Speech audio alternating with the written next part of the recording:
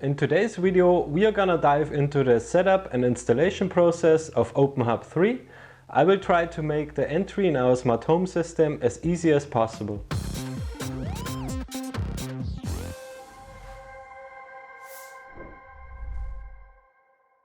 Hey guys, and welcome back to the official openHAB channel. My name is Michael and I'm a smart home and openHAB enthusiast from Germany. If you just heard about openHAB or a smart home system in general, I will show you a step-by-step tutorial on how to download and install our latest openHAB release. After that, we will set up the whole system and install our first add-on, the MQTT Broker. So I would say let's start and jump right into it. So first of all, we need to download an openHAB image to install it on our system. Just go to openhab.org. Then click download, and then you can choose the system you want to install openHAB on. In our case, for this video, we install it on a Raspberry Pi, but you can install it on Linux, Windows and macOS as well. Even run it in a Docker on your server. Then you can choose between the versions. We got the stable version, the milestone version and a snapshot version. So the stable version is the latest official release of openHAB. The milestone version is the upcoming unofficial release, it's already been tested, and the snapshot is the bleeding edge version, it's not already been tested. So I highly recommend to install the milestone version or the stable version. Then scroll down a little bit and click latest openHAB system image. Then you get redirected to a GitHub page. As I'm installing it on a Raspberry Pi 4 GB, I need the 32-bit version. If you want to install it on a Raspberry Pi with 8 GB RAM, just install the 64-bit version. So I click on the 32-bit version and download it. To flash the image on my SD card, I need a program called Etcher. Just go to this page, I post the link in the video description, and click on download. As I already got both files, I can proceed to start flashing the file on my SD card. Just put the SD card from your Raspberry Pi in your SD card reader and put it on your computer. Then open the Etcher program.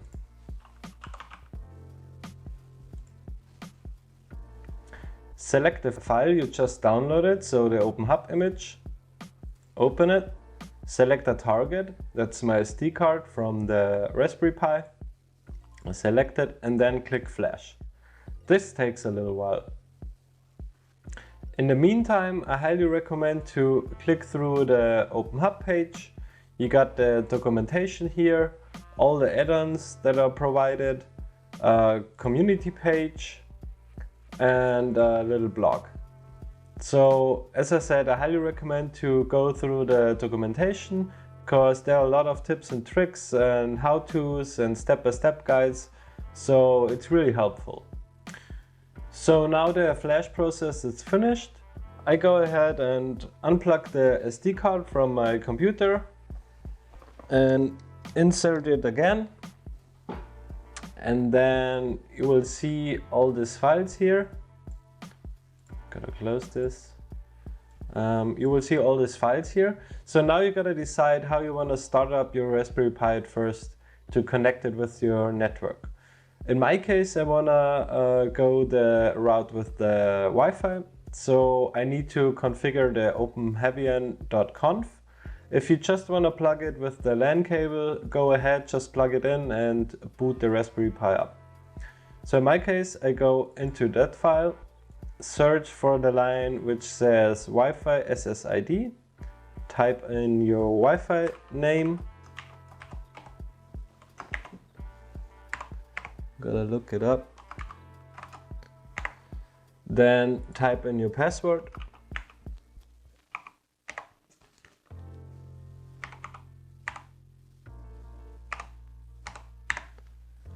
and click save.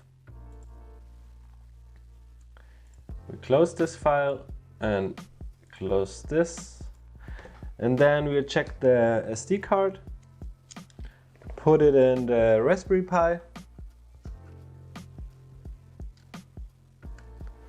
In my case, I got a little screen here so I can see what's going on, but it's not really, it's not needed. So normally it should just boot fine. It takes between 15 minutes and 40 minutes. So in my case, I already installed a few Raspberries. So normally it takes like half an hour and then you're up and running. So I just plug this in. And wait for the Raspberry Pi to boot up. So after a while you can check on your router if the device is already online. Go to your network and search for a device called openHAB.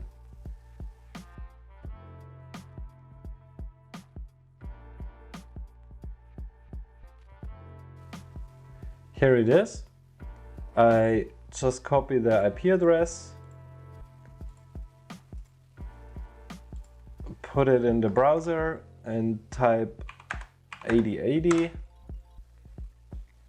and then you will see the first startup to set up the system. Now you can choose a administration name. I choose name test YouTube, password,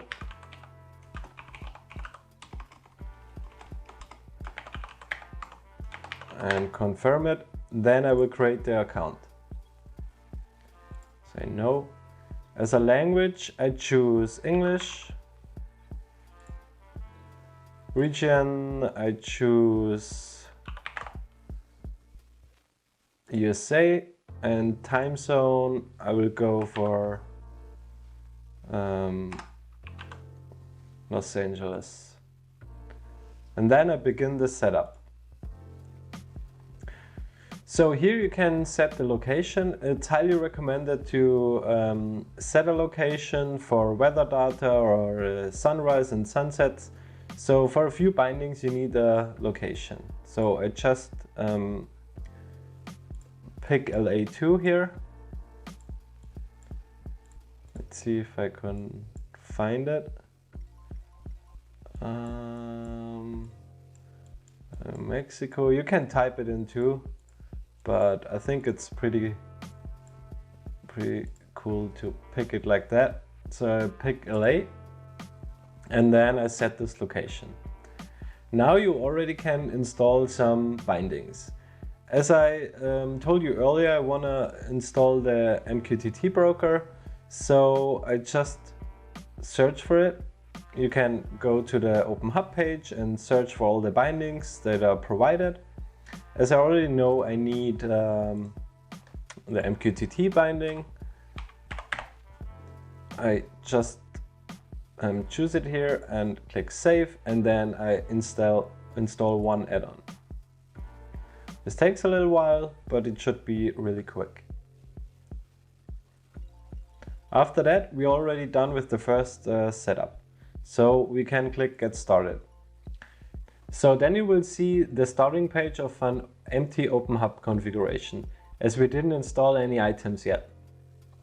So basically the overview page is like the page where you put in your items and your equipment, which you use pretty often. In my case, it's the kitchen light and some blinds and some heaters. So you can choose which item or on which item you want a quick access. Then down here on the locations, you can categorize your home in different locations. For example, first floor, second floor, garden, and then even categorize these locations in under locations. For example, kitchen, corridor, or living room. And then you got a tab with equipment here. In the equipment tab, there are all equipments you created. For example, all blinds and roller shutters, all heaters, or all sound bars or whatever. And in properties, you got an over category of the equipment. So basically the equipment is the undercategory of properties. So here on the left side, you got the administration tools. We got settings, developer tools, and help and about. And down here we got the user we are logged into. So in my case, that's the test YouTube user. And on the right side here, you got other apps, for example, the log viewer, the help documentation, the basic UI, and the HAB panel. So if we go further into the administration tab here, if we click on settings, we can configure our things, model, items, and pages. We can create different rules, scripts, and schedules. Then here in the add-ons tab, we can install more bindings or create transformations, even put our Google Assistant or Alexa in it. Then on the right side, we got the original settings, network settings, and that's all system settings. For example, if you move from the US to Germany, just change here your regional settings. And down here on other settings, you can create a basic UI, for example.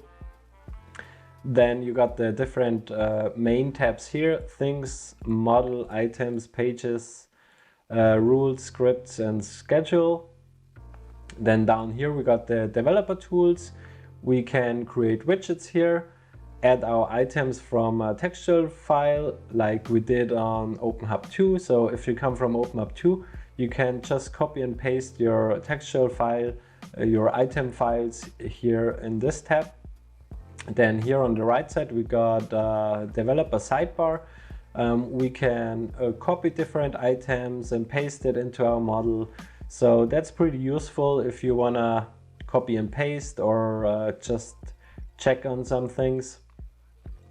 Then down here on the help and about section, you can choose your theme. For example, we got the computer theme here because we're on a computer. Then for sure you can choose it to iOS. Then the font and the overview is a little bit different, but I stick to the computer view here. Then you can choose between dark and light mode. The light mode is, as the name says, light. So it's pretty white and light, and I prefer the dark mode. Then down here you got the navigation bars. You can choose this style too. And here you got some different buttons if you want, for example, the standard homepage background color, or disable the expansion animations, but I leave it as it is. So as I said earlier, I wanna install the MQTT Broker at first. To do that, I need a little program called Putty. I will post you the link in the video description. So just download Putty here and then type in your IP address. So I copy and paste it from here. Put it in Putty. Then we only need the IP address. So I gotta delete this stuff here, and this the port 22 is okay. So we open it, and then as login, as default is openHABian. Password is openHABian as well. And then we should be logged in our system here. And to reach our openHABian config, just type in sudo openHABian config. Type in openHABian as password, and then we are in the configuration for our Raspberry Pi. Here got different options to choose from. As I said earlier, I want to install the MQTT binding. For that we need a mosquito.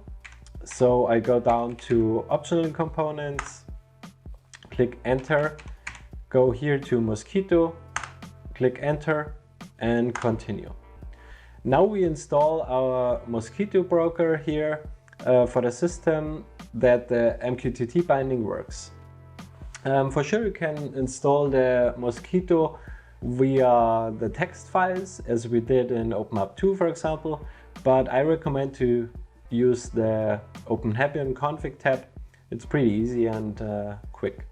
So here you can choose a username, but I leave it empty because I don't need a username for my broker. Click OK. So setup was successful. So basically we got our Mosquito now installed on our system, and we can exit here. If you want a different video where I go further into the openHAB config, just leave a comment in the comment section, and then I will create a new video for that, because you can do a lot of things in here, but I think that would extend this video. So I exit here, click OK, and I close this. So basically now our Mosquito is already running. And on the start setup of the openHAB system, we chose to install the MQTT binding already. So if we go to settings and go to bindings, we'll see that our MQTT binding is already installed. If you want to install more bindings, just click on the plus here, and then you will see all bindings are provided here. So you can just choose one, for example, a PlayStation binding, click on it, and then it will install automatically. But for now, we only need the MQTT binding. So I go back, and then I go into things, because we want to install our MQTT broker as a thing.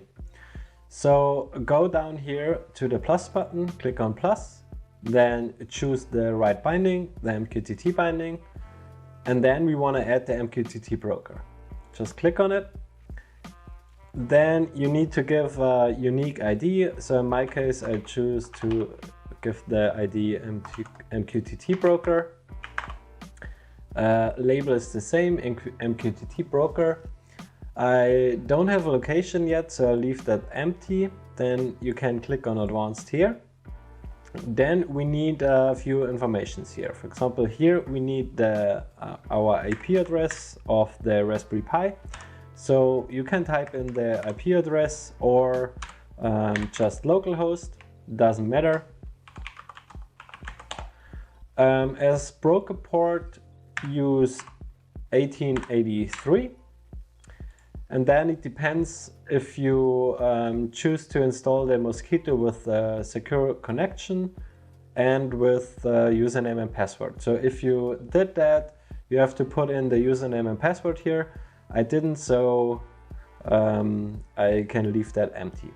Now we'll create this thing, and then we will see the MQTT broker is already online. So if you go back here, we basically set up now to put in or to install our items which are running on the MQTT system. In my case, I want to install a little power plug. So I already flashed this plug with Tasmoto firmware. So I just need to change some stuff here. It was in German, so I put it in English. Sonoff plug, and then I need to change my IP address to the IP address I got on my Raspberry Pi. So I just copy that and put it in here. Gotta delete this stuff in here. And then I can basically save this. That's just for an old power plug I already used with my configuration, so I need to change some stuff to get access to on the new openHAB system here. So now to get this power plug into our openHAB system, just go to Things and to the plus button here. Then choose the right binding. We only got our MQTT binding, and that's the right one, so we choose that one. And then we want to create a generic MQTT thing. Click on it. Then you need to give a unique ID. I choose Sonoff plug, as label the same. And then you need to choose your bridge. We created this bridge a few minutes ago, so I choose MQTT Broker. Then on the Advanced tab here, you can input a little topic to show if the Sonoff plug is online or not. So that's tele Sonoff plug LVT. That is only used with the Tasmoto firmware. So if you wanna install or if you wanna get other equipment into the openHAB system, probably this topic is way different. So that's just for my Sonoff device here, which is flashed with Tasmoto. So I will create this thing and then click on it, go to channels, and here you can see you need to add a new channel, and then I give a name and a label.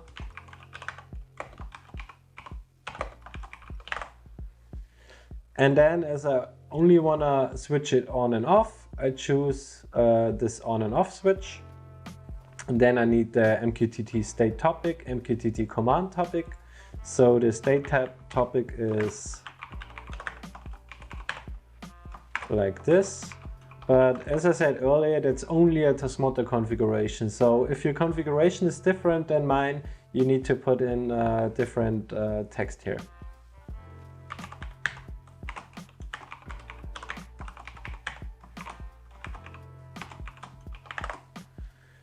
So here you can choose custom on and open value.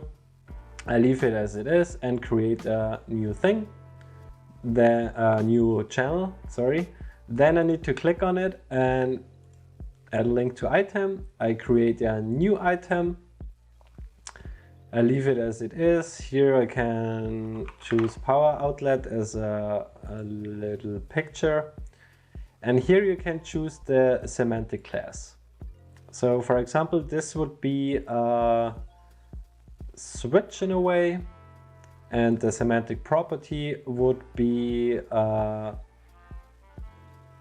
outlet. Let's see, let's do power. And then you can choose parent groups, but we don't have a parent group. So basically the parent groups are the groups in the model, but we didn't create a model yet, so I leave it empty. And I click on link. So now we can click on save, go to the model page. Then you can see the created Sonoff power plug here. If I click on it and turn off the little switch here, my Sonoff plug turns off. If I turn the switch on, the Sonoff plug turns on. I hope you saw that my studio lights went off and on. So the just created power plug works perfectly fine.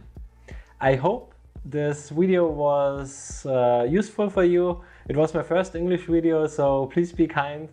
And if you got any questions, just post it down in the comment section.